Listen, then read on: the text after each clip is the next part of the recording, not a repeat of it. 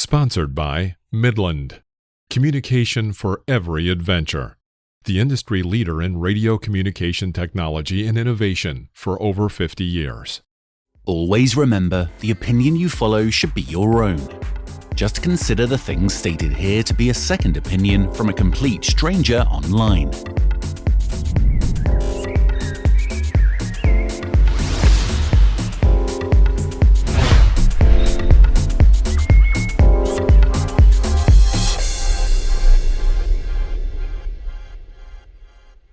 Hi, my name is Phil from Waypoint Overland, and you're listening to Random Waypoints. All right, so here we go. Welcome to another episode of the Random Waypoints podcast. We'll be doing an episode every week. So like, share, and subscribe. Hit the notification bell to make sure you don't miss an episode. This week, we'll answer a viewer's question about suspensions and wheel upgrades. And during our taste test segment, we'll be tasting my favorite gin and my favorite gin-based drink. If you're currently looking for the perfect camera for overlanding, we'll be showing you an outrageous deal. Also, we'll have another installment of a segment called Waypoints that deals with navigation and planning itineraries for the overland traveler. And I'll share another one of my random lists. So stay tuned for the whole show. But first, let's look at the news. During this segment, we'll cover various topics with a connection to overlanding in some way. It could be land use news regarding the national parks or the Bureau of Land Management. We'll keep you up to date on any auto industry news when it pertains to relevant and potential overlanding vehicles. There will be camping and outdoor industry news, as well as photography and video, fishing, hiking, and on and on. Now, here's the news. I received an email this week from Ray Hyland informing me and others that there won't be a Northwest Overland Rally, BC Overland Rally, or Rocky Mountain Overland Rally this year. Ray goes on to state, our events gather crowds of up to 2,500 people, and it doesn't appear that we would be permitted to have such a gathering in any of the locations that we favor. And even if we were, we don't feel confident that we could keep that many people safe through social distancing and increased cleaning without dramatically changing the way we hold the events. The rallies are as much about socializing as they are about the amazing classes and wonderful vendors on the field. Changing the rallies to work around the restrictions would make them less focused, less fulfilling, and less fun. We'd rather postpone the events than run an event we're not proud of. This is not the end of the rallies. We hope to see you in 2022 in Washington State, British Columbia, and Colorado. The World Health Organization has certified a vehicle as a medical device for the first time. That's right. Toyota teamed up with B Medical Systems to build a vaccine delivery vehicle capable of transporting vaccines safely to remote areas in developing countries, and has obtained performance, quality, and safety pre-qualification for quality of medical devices and equipment as set forth by the World Health Organization. This is the first refrigerated vehicle for vaccines in the world that has obtained this pre-qualification. The two companies paired a Landcruiser J78 with a 14 cubic foot refrigerator designed for medical use.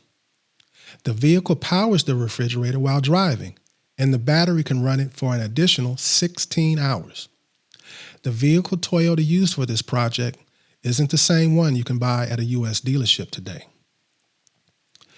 In the 1980s, Toyota divided its Landcruiser lineup into two products, a comfort-oriented version called the J60 and an off-road-oriented version called the J70. The U.S. got the J60, and it's evolved over the decades into today's model, the J200. Now, the J70 went to parts of the world where low-range gearing for trails is more important than a supple ride. The J78 is a commercial version of the J70. It's been in production continuously since 1984. It has ultra-low range gearing along with a raised driving position for a better view of the ground off-road. It's the perfect choice for carrying vaccines anywhere, but it's not legal in the U.S. because of emissions and safety regulations. However, it's perfect for transporting vaccines and thus the first car ever certified as a medical device. That will be useful long after the COVID-19 crisis has ended. Toyota notes that approximately 20% of infant vaccines worldwide are disposed of annually. And this is because they become unusable due to temperature changes during transport, and the road infrastructures are inadequate and there are no proper means for refrigeration and transportation. Well, let's go ahead and go along to random lists. Random Lists is all about lists Waypoint Overland has created on an array of topics, such as top 5 national parks, top 10 trails in the United States, top 10 fill in the blank. I think you get it. Some lists will be pure fun, and others very informational. But they all will have a connection to overlanding in some way. We're very interested in hearing your suggestions for upcoming lists in the comments. Now, here's our random list.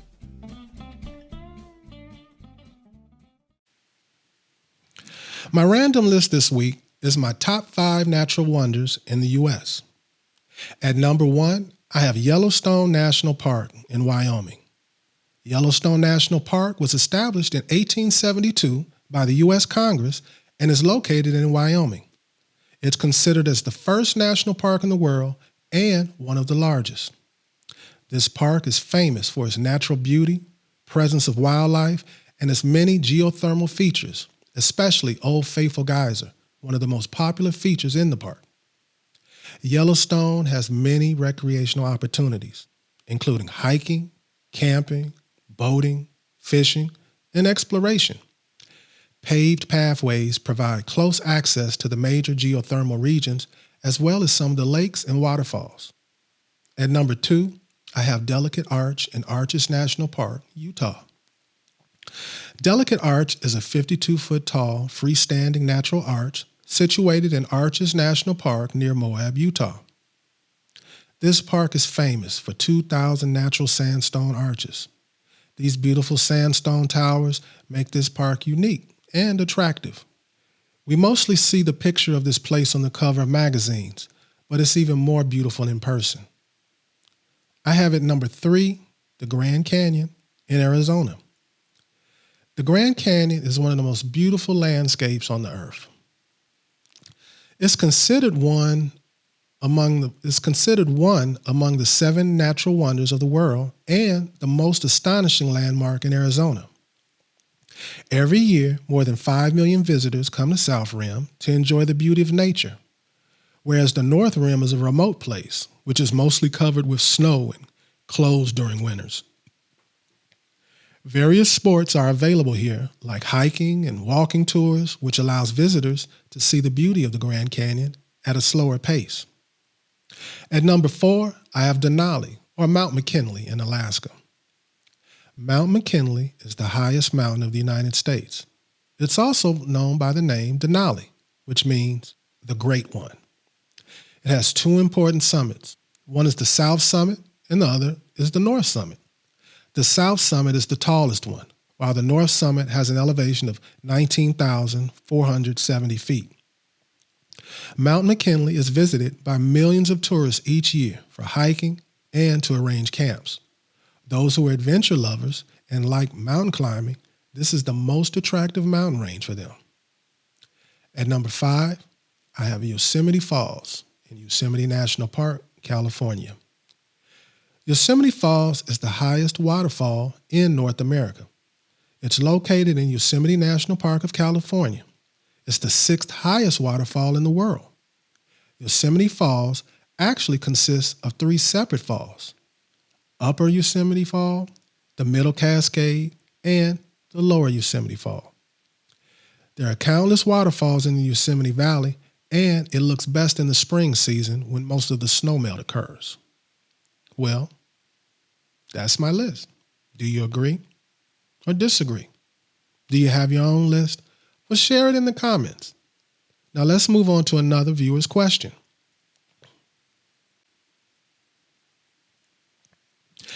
I received the following question. I just purchased a used stock 2012 Jeep Wrangler Rubicon. My plan is to add a lift and larger tires and start overlanding. Almost certainly, I'll have tire rub. Do you recommend wheel spacers? Why or why not? First, thanks for the question. And I'm going to get right to the answer. I do not recommend wheel spacers. Now, with that said, wheel spacers can be very useful for things like changing wheel bolt patterns. I've seen that used to match a rig's wheels with the wheels on their trailer, reducing the need for having two different spare tires with you. They also widen the vehicle's stance. If you have no plans on going off-road and it's purely for looks, spacers can come in handy if you just want to use wide tires. Because the stance has been widened, it'll enhance your rig's handling, your traction, and cornering while driving. But this also affects your rig's suspension geometry, its scrub radius, braking stability, and the effective spring rate of your wheels, as well as possibly cause wheel bearing failure. So let's just go over the pros and cons. The pros: wheel spacers are easy to install. It's a very economical solution versus others. It gives you an awesome vehicle stance, and you'll have improved handling and stability. Also, you're able to install larger tires and larger wheels, and it improves your traction. Now, there's also cons, and those cons are wheel spacers aren't legal everywhere, and they're dangerous if they're not mounted properly. It's also fast to wear of the suspension components. Now, if you do decide on spacers, I recommend seeking help from a suspension expert, because an incorrectly mounted wheel spacer or a wheel spacer of incorrect size or type could be extremely hazardous. Now it's time for waypoints. Waypoints. Waypoints will cover all aspects of navigation for the overland traveler. Navigation is the act or practicing of navigating, the method of determining position, course, and distance traveled.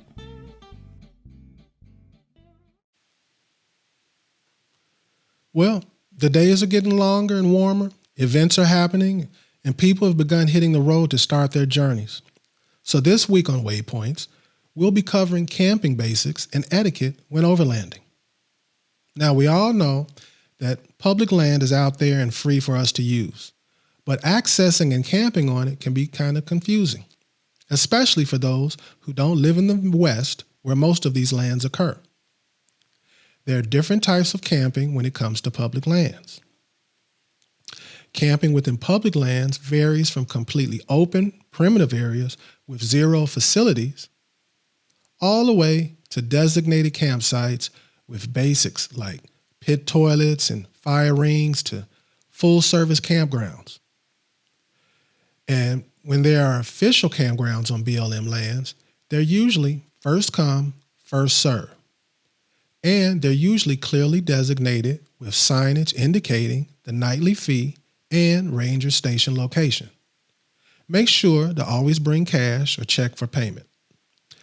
Plan early online because full-service sites are frequently booked 6 months to a year in advance. BLM and open public lands are often the most rewarding locations located far away from the crowds.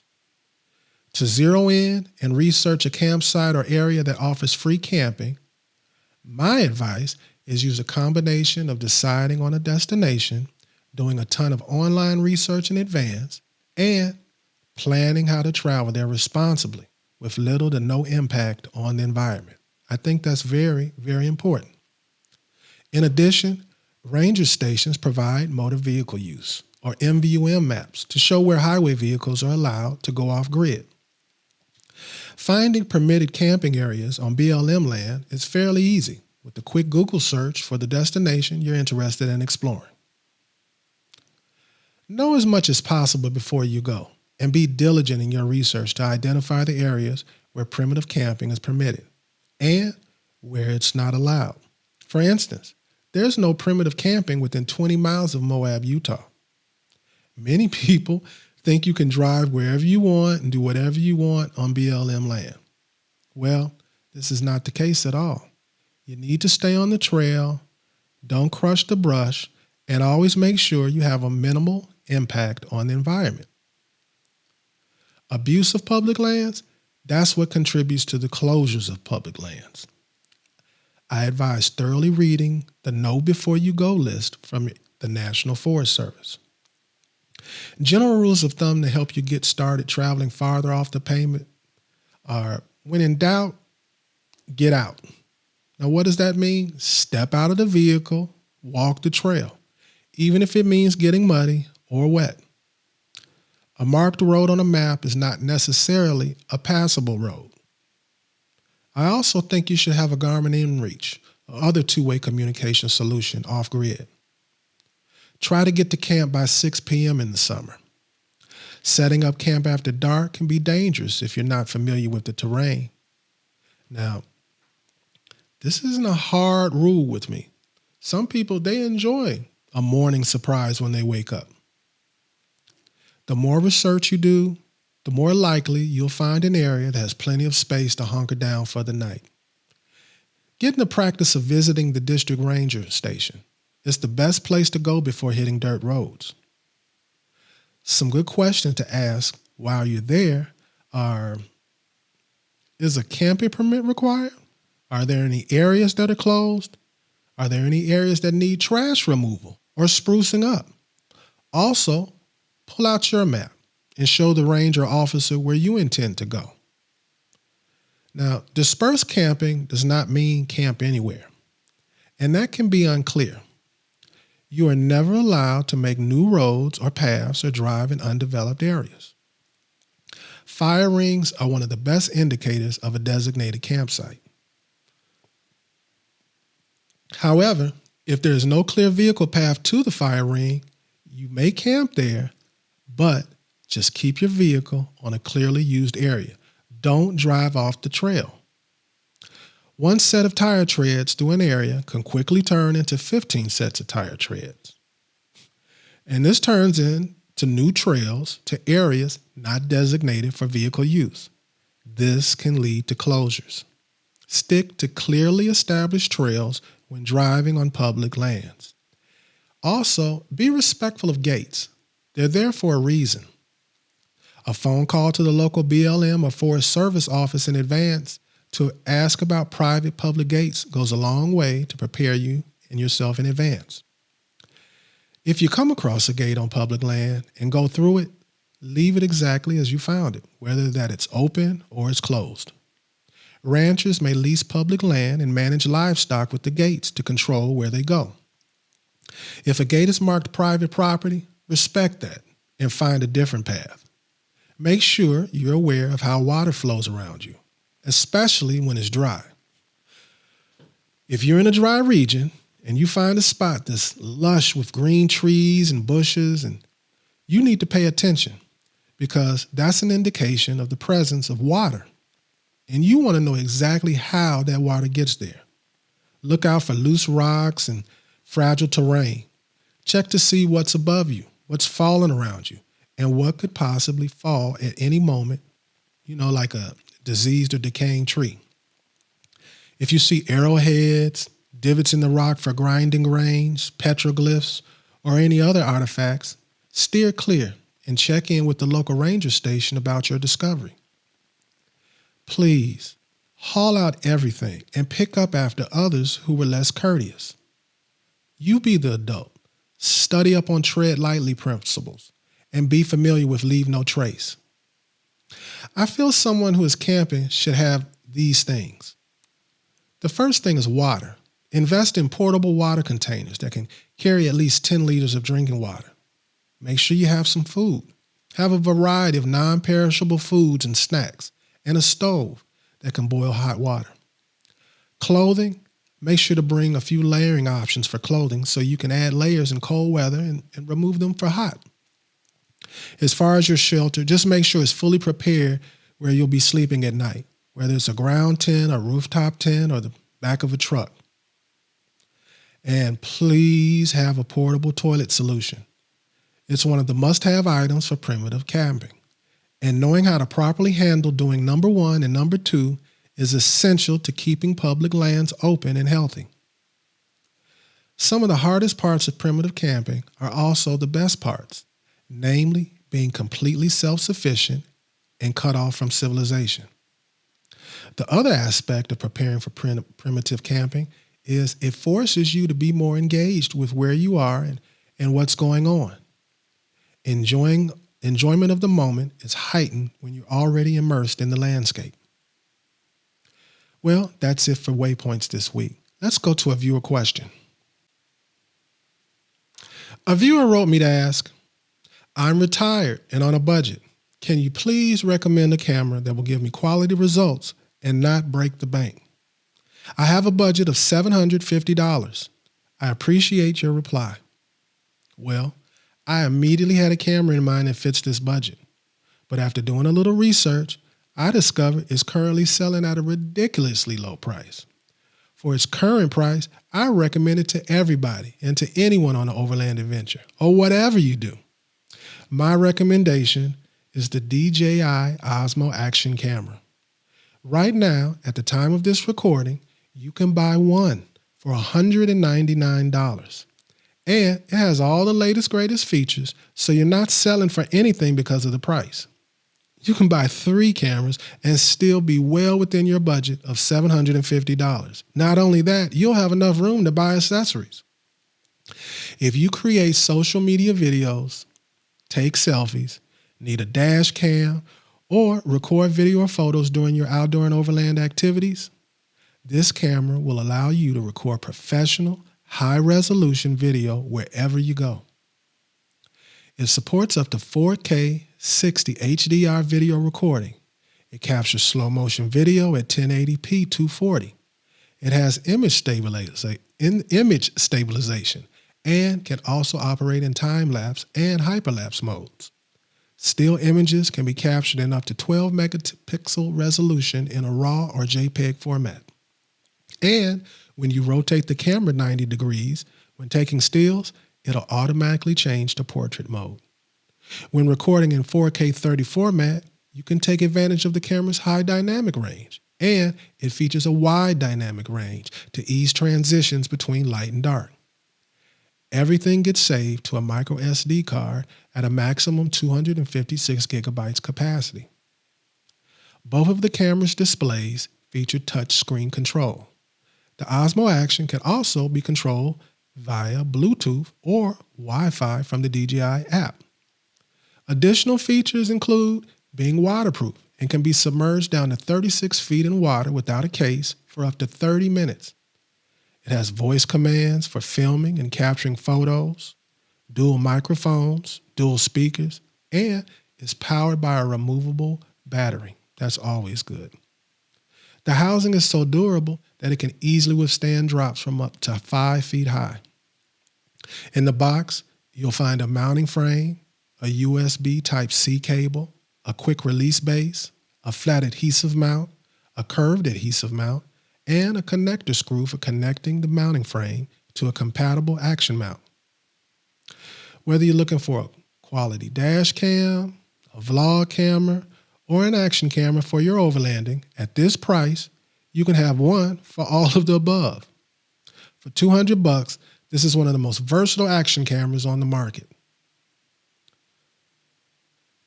And it's jam-packed with advanced technology that lets you spend less time worrying about equipment and more time living the action. That falls in line perfectly with overlanding.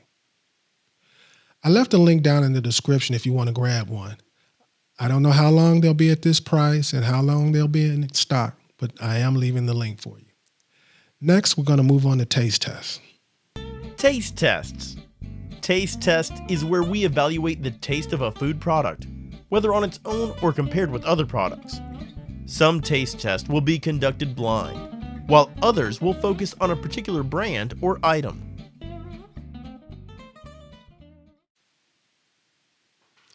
Last week, we looked at whiskey suggestions for a steak dinner and seafood. This week, we're going to look at my favorite gin and what I like to mix with it and food pairings for gin. My favorite gin is Roku Japanese Gin. Now, in Japanese, Roku translates as the number 6. Inside every bottle of Roku Gin, you'll find 6 very special botanicals that are sourced in Japan. That's right. Every aspect of Roku Gin is crafted by Japanese artisans. And not only are Roku Gin's ingredients of the highest quality, but many are also uniquely Japanese. That's why Suntory developed its own multiple distillation process as a result of the special features each botanical brings to Roku Gin's perfectly balanced mix. I like to use gin to make gin and tonics, and today we're going to mix one. So to make a basic gin and tonic, you'll need gin and tonic, you'll need some slices of lime, you'll need ice, tonic water, and our choice, Roku at room temperature. Now, some of the munchies that pair good with gin and tonic are seafood, just about any seafood. I love also cucumber sandwiches. Berries go well. All types of pâtés, lamb curry, strong cheeses, hard cheeses, popcorn, fudge. And my favorite is smoked salmon. Now, cold smoked salmon is a delicious combination with your classic gin and tonic. The fat in smoked salmon or gravlax provides a rich taste when combined with gin and tonic. Also, shrimp go perfectly with the gin and tonic. So do prawns. Fish and chips, now, they may not sound right. It may seem a bit contradictory, but it's a really refreshing contrast. For a light afternoon appetizer, like I said, cucumber finger sandwiches are the pairing you need to have with your drink. So let me quit talking. Give me a second. I want to mix one and we'll talk about it. All right, so we're back. Okay, so I have a full glass of ice, which is very important. And we have some gin and tonic. And for those who like the details, this is Fever Tree Elderflower Tonic Water made with natural flavors, including hand-picked elderflowers. I have no idea what elderflowers are. So we're going to fill it up with tonic water.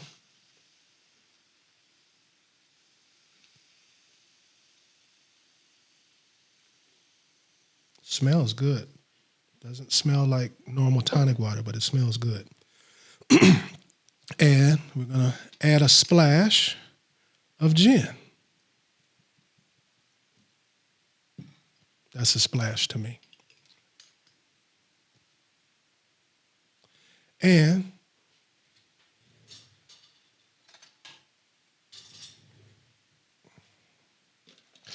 we're going to stir it up.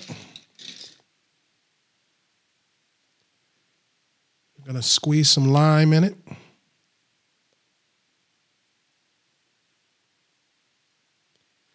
And I like to add a piece of lime into the actual drink.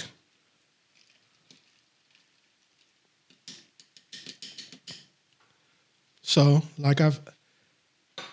this was to answer the question, what is my favorite gin? And also to tell you how I like to drink it. 99.9% of the time, I am drinking a gin and tonic.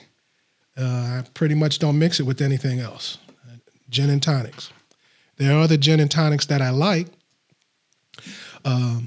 For many, many, many years, my regular gin was Bombay. And before that, it was, I can't think of the name of it. It was in the green bottle. But ever since I tried this about 6 years ago, this has been my gin. I haven't looked back. I haven't missed the other ones. That's delicious. It's refreshing. And I'm going to enjoy the buzz.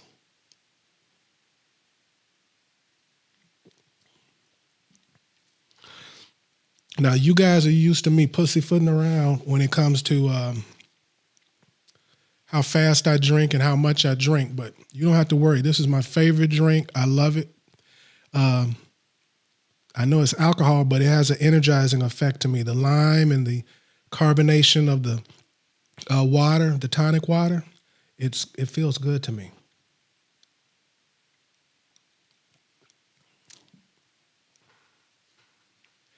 So those cameras I talked about earlier, I already had 2 of them. And when I saw the price, I bought one. I live in a Amazon area where you can get stuff like the next day. So I ordered it and it was there the next day. So now I have 3 of them. I just wanted to let you guys know that I bought all 3 of them. I just happened upon the deal when I was looking to answer a person's question. And I thought it was going to be a good deal because the last time I saw it, it was like at $2.99, which is a very good deal when you compare it with like GoPros and whatever else is out there. GoPros, I stopped using. Well, I have 2 GoPros, but those are maybe 8 years old now.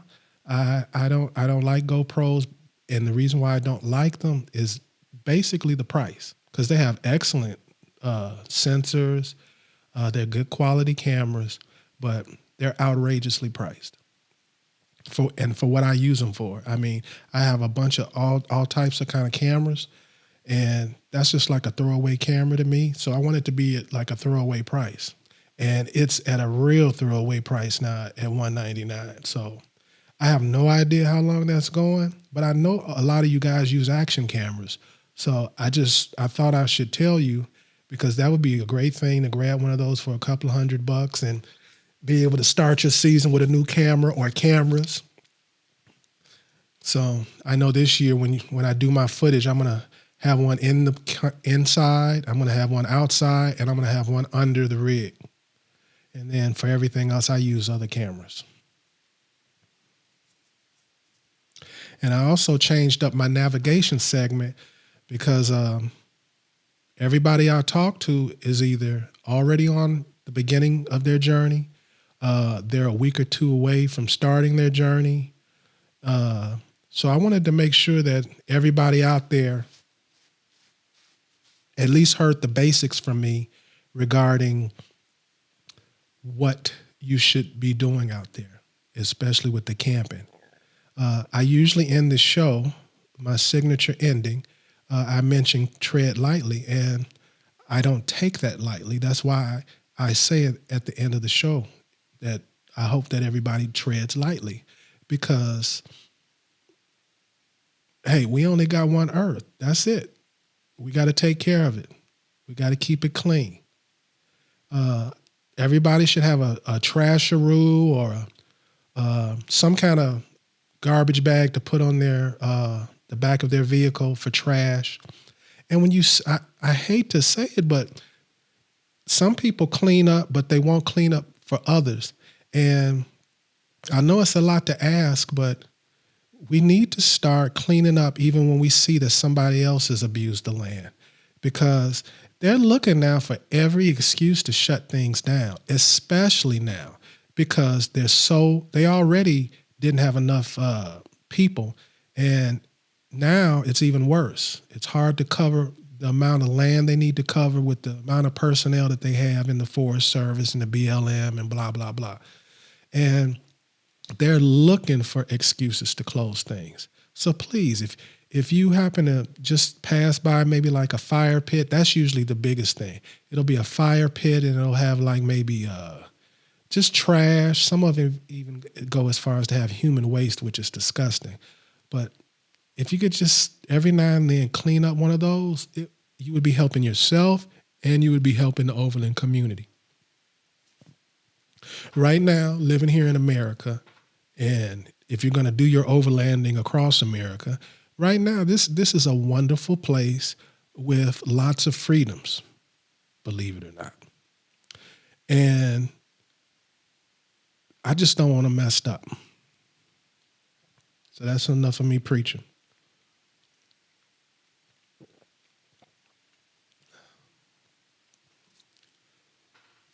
I needed this. This is perfect. This will continue after the show, believe that or not. And I bought this one specifically for the show, and I'm going to leave it here. So anybody who I have as a guest, we got some good gin for you. That might not last.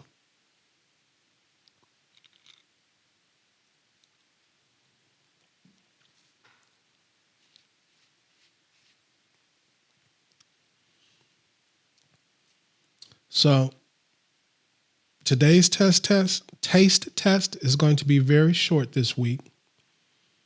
I promised that I was going to go into the gin, so I was keeping my promise. It's getting really warm outside, so the plan is to do taste tests or some kind of cooking or something like that outside as part of my podcast.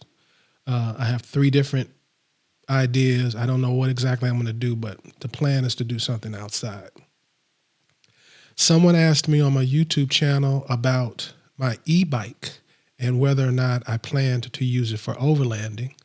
I mentioned in my first podcast, and I haven't come back to that, I plan on setting up some rides as I travel across the country with people in remote places, take our vehicles as far as we can go, and then take the bikes as far as we can take those. So the only requirement will be that you have a rig that can make it to where we need to go, and you have an electric bike that can, handle it, because not all electric bikes are made to be off-roading. So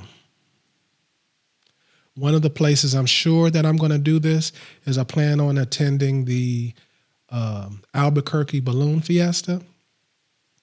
And in order to figure out where I plan on camping, I'm going to use the bike to reconnaissance the area. And I plan on, while I'm there, having a bike ride. So anybody listening that's going to be in Albuquerque for the fiesta, or they live in Albuquerque, you got an e-bike and you got a rig, just stay tuned. I'll be announcing it. This is so delicious. This is my first time ever having this tonic water, and it's definitely adding to the flavor. So I think I'm going to be ordering this from now on until I discover something else. But I have no idea what elderflower is.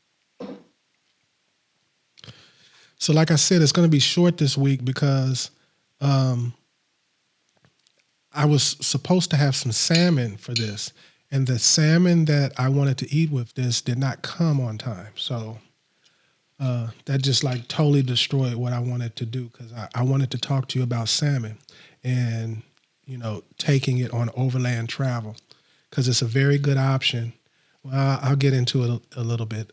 Smoked salmon is a good way for somebody who's a pescatarian or who just likes to have seafood in their diet when they're overlanding.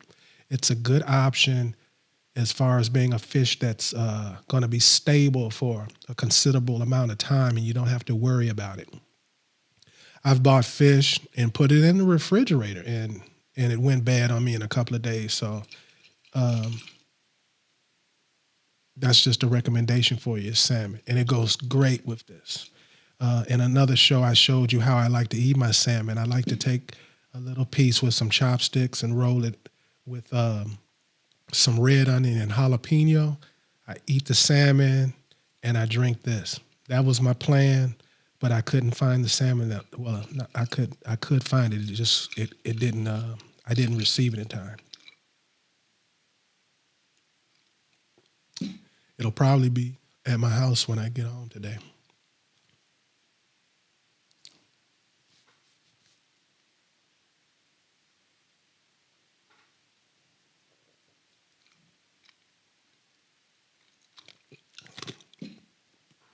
So I think this is the first drink that I've finished on the program. I've drank like several shots, but when it's come to drinks, I've never finished a drink on this podcast. And I could easily drink several of those.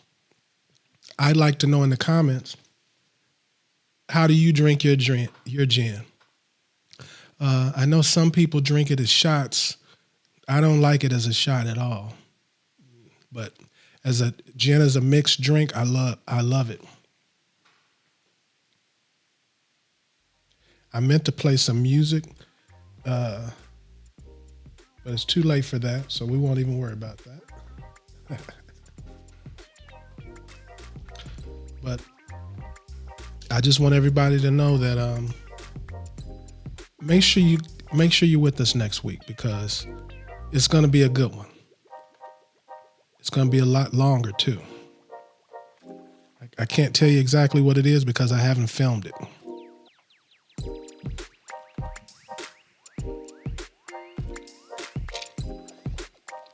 Well, I'm not going to hold you guys any longer. That wraps up the episode. We'll see you next week, and I hope you like, share, and subscribe. And with that, I want everybody to stay safe, tread lightly, and hopefully I'll see you here or on the trail soon.